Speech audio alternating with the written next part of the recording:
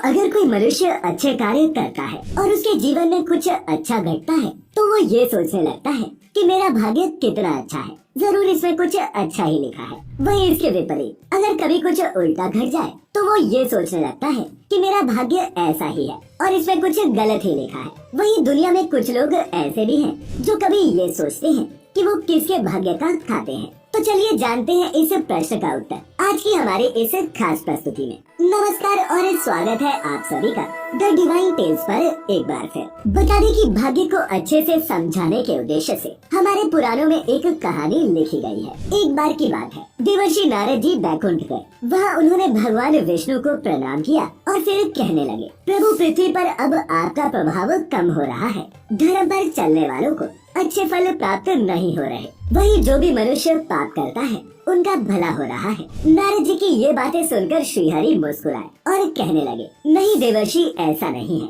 जो भी हो रहा है सब भाग्य के माध्यम से ही हो रहा है। प्रभु का उत्तर ध्यान से सुनते हुए फिर देवर्षि बोले, मैं तो स्वयं देखकर आ रहा हूँ, जहाँ पापियों को अच्छे फल मिल रहे हैं वही भला करने वाले और धर्म के रास्ते पर चलने वालों को बुरा और कष्टदायी समय देखना पड़ रहा है। भगवान ने नारद जी को टोका, अच्छा तुम कोई ऐसी घटना तो बताओ। तब नारद जी ने कहा, अभी मैं एक जंगल से ही आ रहा हूँ, वहाँ एक गाय दलदल में फंसी हुई थी जिसे कोई बचाने वाला तक नहीं था। तभी एक चोर उधर से जा रहा था, वो गाय को फंसा हुआ देखकर भी नहीं रुका और तो और वह उस पर पैर रखकर दलदल वाली जमीन लांघकर आगे निकल गया। आगे जाकर चोर को सोने की मोहरों से भरी एक थैली मिली। वहीं फिर थोड़ी देर बाद वहाँ से एक वृद्ध साधु गुजरा। उसने उस गाय को बचाने की बहुत कोशिश की, पूरे शरीर का जोर लगाकर उसने गाय को बचा लिया, लेकिन मैंने देखा कि गाय को दलदल से निकालने के बाद वो साधु आगे गया तो स्वयं एक गड्ढे में गिर गया। अब प्रभु आप ही बताइए कि ये कौन सा और कहाँ का न्याय है।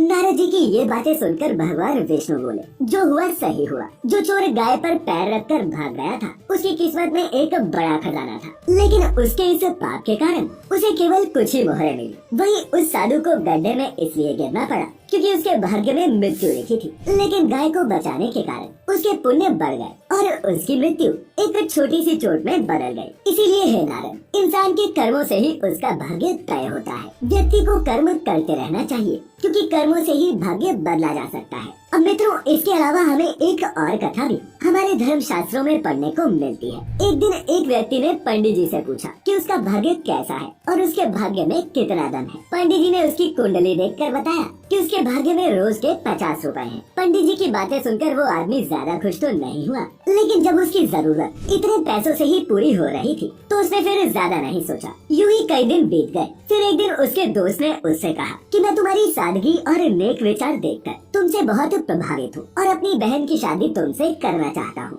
मित्र की बात सुनकर वो आदमी बोला, मेरी रोजाना की कमाई मात्र 50 रुपए ही है, तो तुम इस बात का ध्यान रखना कि तुम्हारी बहन को इसी कमाई में जीवन व्यतीत करना होगा। मित्र बोला, कोई बात नहीं, मुझे ये रिश्ता मंजूर है। जिसके बाद दोनों की ही शादी हो गई। अचानक अगले कुछ दिनों में उसी आदमी की आमदनी 300 रुपए प्रतिदिन हो गई। जिसके बाद वो पंडित जी के पास गया और कहा कि परमात्मा ने तो मेरे भाग्य में 50 रुपए ही लिखे थे, लेकिन मेरी अब रोजाना 300 रुपए की आमदनी होती है। इस बार उस आदमी में थोड़ा अहंकार भी नजर आ रहा था। पंडित जी मुस्कुराए और बोले, क्या हाल ही में तुम्हारा किसी से रिश्ता या फिर मंगनी हुई है? वो आदमी बोला, हाँ हुई तो है। तब पंडित जी बोले, ये बाकी के रुपए तुम्हें उसी के भाग्य से मिल रहे हैं। इसके कुछ दिन बाद उसकी पत्नी गर्भवती हुई, जिसके कुछ ही दिन बाद उसकी आमदनी 300 से बढ़कर 500 हो गई। अब वो आदमी चूँकि ईश्वर में विश्वास रखने वाला था तो वो फिर से पंडित जी के पास गया और पूछने लगा कि मेरी आमदनी अब इतनी कैसे बढ़ गई, कहीं मैं कोई अपराध तो नहीं कर रहा। आदमी की बात सुनकर पंडित जी ने उसे बताया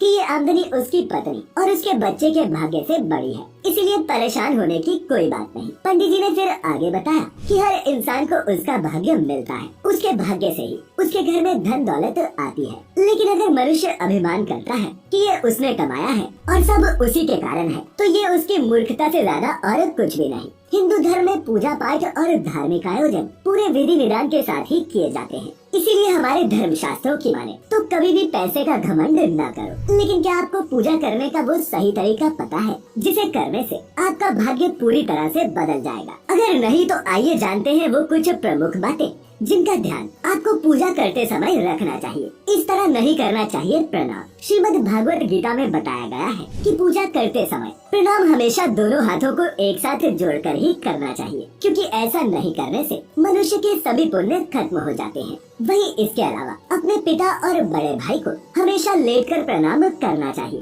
और माता के सामने झुककर प्रणाम करना चाहिए। जप कैसे करें? मित्रों, शास्त्रों में बताया गया है कि जप करते वक्त हमेशा दाहिने हाथ को कपड़े से या फिर गौमुखी से ढककर रखना चाहिए। जप के बाद आसन के नीचे की भूमि को छूकर पूजा करनी चाहिए। साथ ही इस बात का भी ध्यान रखें कि कभी भी कोई वस्तु या फिर दान अपने बाएं हाथ से न करें और इनके लिए हमेशा अपने दाहिने हाथ का इस्तेमाल करें। इस तरह करें चरण स्पर्श। मित्रों, हमारे पुराणों में चरण स्पर्श करने का विधान भी बताया गया है। कभी भी ऐसे मनुष्य के चरण स्पर्श नहीं करने चाहिए जो सो रहा हो। सनातन धर्म के अनुसार लेटे हुए मनुष्य के पैर तभी छूते हैं जब उसकी मृत्यु हो चुकी हो। इसीलिए सोते हुए व्यक्ति के चरण स्पर्श करना पाप के समान माना गया है। ऐसे मिलता है 100 गुना फल। मित्रों, भगवान के नाम का जप करते समय हमेशा इस बात का ध्यान रखें कि आपके होंठ या फिर जीभ ना हिले। इस तरह से जप करने की प्रक्रिया को उपांशु जप कहते हैं और इसका फल 100 गुना लाभदायक होता है। साथ ही ऐसा करने से देवी देवताओं की कृपा बनी रहती है। इस तरह जलाएं दीपक। मित्रों, इस बात का भी हमेशा ध्यान रखें कि पूजा के दीपक को कभी भी दूसरे दीपक से न जलाएं। उसे हमेशा माचिस या फिर किसी दूसरी चीज से जलाना चाहिए। साथ ही घी के दीपक को अपनी बाईं तथा देवताओं की दाईं तरफ रखें और इसे हमेशा चावल पर रखकर ही प्रज्वलित करें। न चढ़ाएं ये फूल। मित्रों, पूजा करते समय भगवान शंकर को बेलपत्र, विष्णु जी को तुलसी, गणेश जी को दुर्वा और लक्ष्मी जी को कमल का फूल चढ़ाना चाहिए। सिर्फ शिवरात्रि के दिन ही कुमकुम चढ़ाना चाहिए और इस बात का खास ध्यान रखें कि शिव जी को कुंद, विष्णु जी को धतूरा, दुर्गा माता को आक तथा मदा और सूर्य भगवान को तगर के फूल कभी भी नहीं चढ़ाने चाहिए। पूजा सामग्री में शामिल करें ये चीजें। मित्रों, इस बात का भी हमेशा ध्यान रखें कि पूजा करते समय आपका मुख पूर्व की तरफ ही हो। इसके अलावा आपके बाईं तरफ घंटा, धूप आदि और दाईं तरफ शंख, जलपात्र और पूजन सामग्री रखें। बता दें कि इस तौर तरीके से पूजा करने से पुण्य की प्राप्ति निश्चित होती है। तो मित्रों, आज हमने मिलकर जाना कि मनुष्य किसके भाग्य का खाता है।